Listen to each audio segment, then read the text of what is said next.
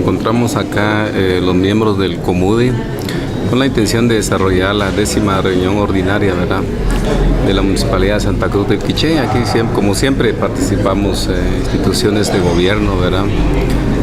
personal de la municipalidad, COCOES de segundo nivel, y también la Junta de Mujeres que participan siempre en esta reunión, ¿verdad? La verdad es que sí se está desarrollando una agenda de mucho interés para el municipio de Santa Cruz del Quiché, específicamente sobre agua y saneamiento, que fue un tema que hoy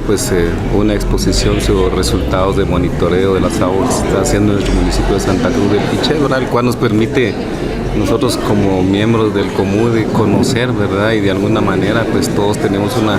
responsabilidad, ¿verdad?, de poder cooperar con este tema que es tan importante como es el agua y saneamiento del municipio de Santa Cruz del Quiché. También asimismo se dio a hablar sobre el mal uso que se le ha dado al parque de Tecumumán. Sí, también hubo una reflexión más bien el día de hoy sobre el tema del parque de Tecumumán, ¿verdad? Hoy se nos presentó un video en realidad de la preocupación que se tiene al respecto, ¿verdad? Veíamos ahí algunas personas en realidad pues utilizan inclusive de mingitorio el parque de Tecumumán, ¿verdad? Hoy se vio eso en esa presentación, que en realidad es preocupante, ¿verdad?, que en algunos casos sucede que personas o vecinos malintencionados tiran basura ahí en horas de la noche, ¿verdad?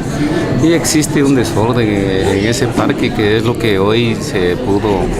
ver, ¿verdad?, en el video, y acá pues hubo una discusión, un análisis por parte de algunos miembros del COMUDE en la que dieron su punto de vista, ¿verdad?, su opinión al respecto de ese tema, y creo que nosotros como municipalidad y el COMUDE en sí pues está considerando tomar en cuenta esa expresión y esa manifestación de algunos miembros que hoy pues hicieron ver sobre este tema.